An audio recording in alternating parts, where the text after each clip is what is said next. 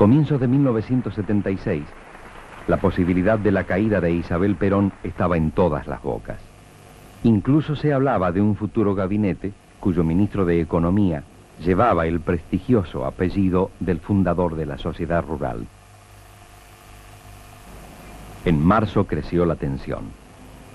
La Presidente envió al Congreso un paquete de leyes antisubversivas que eran una evidente concesión ante la presión militar. A la madrugada del 24 de marzo de 1976, Isabel Perón salió en helicóptero de la Casa de Gobierno después de una jornada cargada de versiones. En lugar de ser llevada a la residencia de Olivos, la Presidente fue trasladada en calidad de detenida al Aeroparque Metropolitano. El golpe militar había estallado. Solo faltaban 9 meses para las nuevas elecciones. Hola, mi nombre es Jorge Suárez y voy a leer El Negro de París de Osvaldo Soriano. El negro es un gato tranquilo, distante, tosco a veces, sin ser grosero. Mi papá y yo fuimos a buscarlo una tarde a la Sociedad Protectora de Animales de París. Habíamos llegado tiempo atrás a Francia y yo me sentía muy solo, sin entender por qué habíamos dejado Buenos Aires con tanto apuro. Mi papá y mi mamá me explicaron muchas veces que corríamos peligro mientras los militares gobernaran en el país y que sería mejor que yo creciera y fuera a una escuela en un lugar donde me enseñaran a vivir en libertad. Cuando nos fuimos de Buenos Aires no tuvimos tiempo de llevarnos nuestras cosas. Yo tuve que dejar un triciclo y un largo tren eléctrico que hacía marchar entre montañas, bosques y ríos que cabían sobre la mesa del comedor. Pero lo que más me dolió fue dejar a Pulqui, que dormía conmigo hecha una bolita tibia acurrucada entre mis piernas hasta que me despertaba a la mañana, siempre a la misma hora, para ir al colegio. Cuando llegó el momento de ir a tomar el avión, mi tío Casimiro vino a buscarla y me dijo que no estuviera triste, que él la cuidaría y cuando volviéramos iría con ella a buscarnos al aeropuerto. Me lo prometió. Esperó que la acariciara un rato y después la metimos en una canasta de mimbre. La oí maullar mientras mi mamá me abrazaba y me apretaba muy fuerte y me decía que pronto volvería a verla. Llegamos a Francia y tuve que hacer nuevos amigos que hablaban un idioma cantarini engolado que al principio no entendía. Todo era nuevo para mí, el idioma, pero también la nieve, las calles que terminaban enseguida, y si uno doblaba una esquina se perdía, porque en París es imposible dar la vuelta a la manzana. Les muestro el plano de mi barrio y díganme ustedes cómo harían para ubicarse en este enjambre de callecitas. Lindo lío. No sé cómo se las arreglará el cartero para ir y venir por ese jeroglífico, pero de vez en cuando traía una carta de mi tío Casimiro para mamá y para papá y una foto de Pulqui para mí. Pero la foto no me bastaba. Yo quería acariciarla y jugar con ella, y tanto la extrañaba que un día mi papá me propuso que le buscáramos un amigo. Un lindo gato que pudiera recorrer las calles de París sin perderse y que alguna vez llevaríamos con nosotros a la Argentina para que se reuniera con Pulqui y le contara cómo es esta ciudad vista desde los techos. Entonces una tarde fuimos en ómnibus a la Sociedad Protectora de Animales y encontramos al negro. Nos lo entregaron en una caja de cartón a la que solo le faltaba el moño.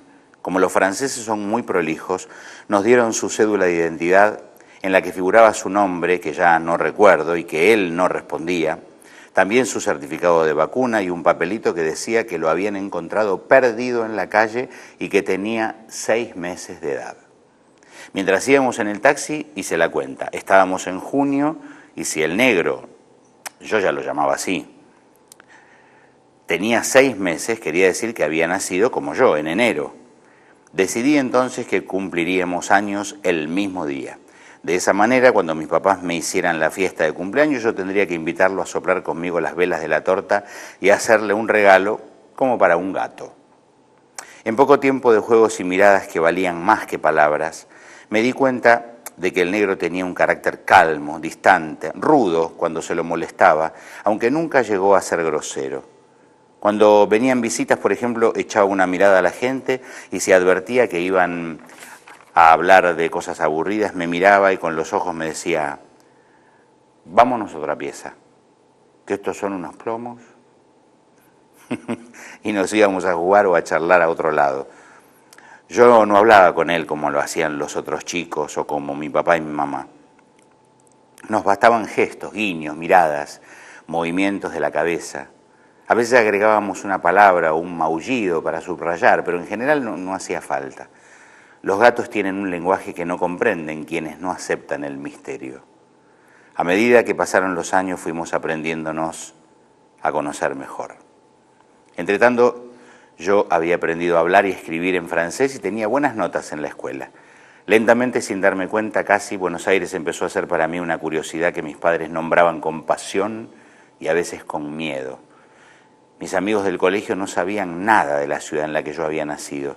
Desconocían el mate, las pastillas de menta, los clásicos entre Boca y River, la factura, la planta de ruda, el dulce de leche, el guardapolvo blanco de la escuela, la campaña de San Martín y las tortas fritas. También yo empezaba a olvidarme de aquel mundo lejano. Pulqui era un recuerdo lejano plasmado en una foto y empezaba a darme cuenta de que quizá podía vivir sin ella y ella sin mí. Por supuesto que me encantaba la idea de poder volver a jugar con ella y volver a verla, de prestarle mis cosas, presentarle al negro, imaginar que saldríamos a jugar y a retosar por los patios, las veredas, los techos. Cuando a fines de 1983 los argentinos restauraron la democracia, mi papá y mi mamá hablaban todos los días de volver a Buenos Aires. Decían que había que regresar para hacer un lindo país, una nación, donde yo, que estaba terminando la escuela, pudiera vivir en libertad, con justicia y sin miedo, para que nunca tuviera que irme como ellos. Por las noches mi papá desplegaba un gran mapa de la Argentina sobre la mesa y me contaba cosas que yo no había aprendido en el colegio francés. Recorría con su gran dedo índice ese triángulo que terminaba en la Antártida y me contaba de las provincias cálidas de la Mesopotamia, de Cuyo y de la Patagonia fría y rica. Me relataba las batallas de la Independencia, me hablaba de la primera junta, de Moreno, de Belgrano, de San Martín, de Rosas, de Sarmiento, de Irigoyen y de Perón.